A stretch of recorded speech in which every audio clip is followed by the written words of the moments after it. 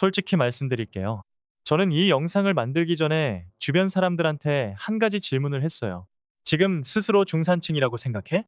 결과가 좀 이상했습니다. 월 280만 원 받는 친구는 나야 뭐, 아직 중산층은 아니지라고 했고, 월 550만 원 받는 지인은 나도 빠듯해서 중산층인지 모르겠어라고 했어요. 그리고 아파트가 두 채에 자산이 10억은 넘는 사람이 나도 솔직히 여유롭진 않아라고 하더라고요. 다들 자기가 중산층이 아닌 것 같다고 했는데, 그럼 중산층은 어디 있는 겁니까? 오늘 이걸 끝까지 보시면 그 이상한 느낌의 정체를 알게 되실 거예요. 몇 달 전에 저는 굉장히 당황스러운 경험을 했어요. 오래된 지인한테 연락이 왔는데 조심스럽게 묻는 거예요. 혹시 나한테 2천만 원만 빌려줄 수 있어? 라고요. 저는 깜짝 놀랐어요. 이 사람은 제 주변에서 제일 안정돼 보였거든요. 서울 노원구에 아파트 있고 공무원 20년 차에 아이 둘 다 대학 보냈고 명절마다 가족여행 다니던 분이에요. 저는 솔직히 내심 이 사람은 걱정 없겠다 싶었던 사람이었어요. 무슨 일이야 갑자기? 아파트 담보대출 이자가 너무 올랐어. 2년 전에 금리가 낮을 때 변동금리로 갈아탔는데 그게 지금 한 달에 120만 원이야. 거기다 아이 대학 등록금이랑 생활비 보조하는 게 한 명당 50씩이니까 100이 또 나가고 퇴직 준비한다고 개인연금도 깨지 못하고 있고 통장이 말라가고 있어. 저는 말문이 막혔습니다. 이분은 남들이 보기에 완벽한 중산층이에요. 집 있고 직장 있고 아이들 대학 보내고 그런데 정작 본인은 2천만 원을 빌려야 하는 상황이 된 거예요. 그것도 남들한테 말을 못하고 있었어요. 왜냐면 모두가 이 사람을 괜찮은 사람으로 알고 있으니까요. 이 이야기를 들으면서 저는 전율이 왔어요. 이게 이분만의 이야기가 아니겠다는 생각이 들어서요. 실제로 통계가 이걸 증명합니다. 한국은행이 2023년에 발표한 금융안정 보고서를 보면 소득 3분위 에서 4분위, 그러니까 딱 중간층에 해당하는 가구들의 금융부채가 금융자산을 초과하는 비율이 계속 늘고 있어요.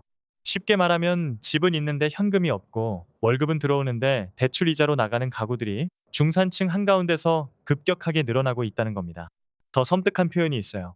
경제학자들은 이런 사람들을 부유한 빈곤층이라고 부르기 시작했어요. 자산은 있어 보이는데 현금 흐름은 빈곤층과 다를 바가 없는 상태. 집 한 채가 전 재산인데 그 집을 팔기 전까지는 쓸 수 있는 돈이 없는 사람들. 노원구 아파트 한 채가 있어도 한 달 한 달이 무너지고 있는 제 지인처럼요. 그럼 왜 이렇게 됐을까요? 세 가지 압박이 동시에 터졌기 때문입니다. 첫 번째는 부채의 역습입니다. 2020년에서 2022년 사이 금리가 바닥을 쳤을 때 많은 사람들이 영끌을 했어요. 집값 올라가는 거 보고 안 사면 손해인 것 같고 저금리니까 대출이자는 별것 아닌 것 같았죠. 그런데 한국은행이 기준금리를 한 해 만에 3% 가까이 올리면서 이자 부담이 2배 이상 뛰었습니다. 중산층이 영끌로 만든 부채가 이제 중산층을 잡아먹고 있는 거예요. 두 번째는 교육비 블랙홀입니다. 통계청 자료를 보면 한국 가구의 사교육비 지출이 2023년 기준 역대 최대치를 기록했어요. 평균이 그렇다는 거예요. 중산층 가정에서 아이 둘의 학원비가 200만 원을 넘기는 건 이제 특별한 일이 아닙니다. 이 돈이 매달 빠져나가는 동안 노후 준비는 다음 달로 미뤄지고 또 다음 달로 미뤄집니다. 세 번째는 체감 물가와 통계 물가의 괴리입니다. 정부 발표 소비자 물가 지수는 2023년 기준 3%대예요. 그런데 마트 가면 계란 한 판이 얼마나 올랐는지, 외식 한 끼가 얼마인지 느끼시잖아요. 지수가 측정하는 것과 우리가 실제로 쓰는 항목들, 특히 주거비와 식비와 의료비는 훨씬 크게 올랐어요. 숫자는 괜찮다는데 지갑은 비어가는 이유가 여기 있습니다. 이쯤에서 진짜 불편한 질문을 하나 드릴게요. 여러분은 지금 중산층입니까? 아니면 중산층처럼 보이고 있는 겁니까? 이 두 가지는 완전히 다릅니다. OECD 기준으로 한국의 중위소득을 계산하면 쌓인 가구 기준 세후 실수령액 월 250만 원에서 700만 원 사이가 중산층 범위예요. 근데 문제는 숫자에 있는 게 아니에요. 진짜 중산층의 조건은 이렇습니다. 소득이 중간 정도인데 그 소득이 소비로 다 사라지지 않고 일부가 쌓이는 사람. 갑자기 이직을 해도 아이가 아파도 부모님이 쓰러져도 석 달은 버틸 수 있는 여유가 있는 사람. 미래가 지금보다 나빠질 것 같은 불안이 일상이 아닌 사람. 이 조건 솔직하게 해당되시나요? KDI 보고서에 따르면 중산층으로 분류되는 소득 구간에 있더라도 금융자산이 월 소득의 3배 미만인 가구는 외부 충격의 하층으로 이동할 위험이 높다고 분석합니다. 이 기준으로 보면 통계상 중산층인 가구의 상당수가 실질적으로는 매우 취약한 상태에 있어요. 저는 이 대목에서 화가 나요. 이게 개인의 문제가 아니거든요. 일하는 사람들이 게으른 것도 아니고 소비를 펑펑 쓴 것도 아니에요.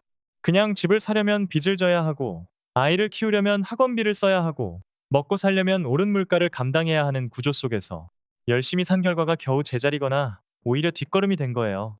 이걸 개인 탓으로 돌리는 시선들이 너무 많아서 저는 오늘 그게 틀렸다고 말하고 싶었어요. 그렇다고 아무것도 하지 말자는 게 아닙니다. 구조가 문제라는 걸 아는 것과 그 구조 안에서 내가 어떻게 서 있는지를 아는 건 별개의 문제니까요. 오늘 집에 가셔서 딱 세 가지만 적어보세요. 지난달에 들어온 돈이 얼마인지, 고정으로 나간 돈이 얼마인지, 그리고 지금 내 이름으로 된 금융자산이 총 얼마인지, 통장, 적금, 연금, 주식 다 합쳐서요. 이 숫자를 종이 위에 적어놓고 보면 내가 중산층인지 유리 위에 서 있는지가 생각보다 선명하게 보입니다. 그리고 그 숫자가 지금 당장 좋지 않더라도 무너질 것처럼 느껴지더라도 그 감각이 사실은 지금 시작할 수 있는 가장 강한 이유가 됩니다.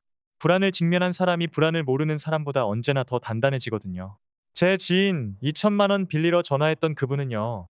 지금은 대출을 고정금리로 갈아탔고 아이들 생활비 지원을 조금 줄이는 대신 아이들과 솔직하게 대화를 나눴고 매달 50만 원씩 넣던 보험 한 개를 정리했어요.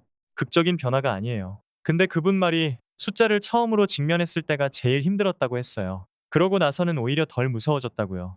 항상 모른 척하는 것보다 아는 게 낫습니다. 오늘 영상에서 우리가 함께 본 내용 딱 세 줄로 정리해 드릴게요. 첫 번째, 스스로 중산층이라고 느끼는 사람과 실제로 중산층인 사람 사이에 지금 엄청난 간격이 벌어지고 있습니다. 두 번째, 부채, 교육비, 물가. 이 세 가지 압박이 동시에 터지면서 집이 있어도 직장이 있어도 매달 통장이 말라가는 사람들이 폭발적으로 늘고 있어요. 세 번째, 이건 여러분 개인의 잘못이 아닙니다. 구조의 문제예요. 하지만 그 구조 안에서 내 숫자를 직면하는 것, 그게 지금 우리가 할 수 있는 가장 현실적인 첫걸음입니다. 마지막으로 여러분께 진심으로 여쭤볼게요. 오늘 이 영상을 보면서 내 이야기 같다는 느낌이 드셨나요? 아니면 주변에 딱 이런 사람이 떠오르셨나요? 댓글로 남겨주세요. 여러분의 이야기가 다음 영상의 시작이 됩니다. 도움이 되셨다면 구독과 좋아요 부탁드립니다. 오늘도 끝까지 봐주셔서 고맙습니다.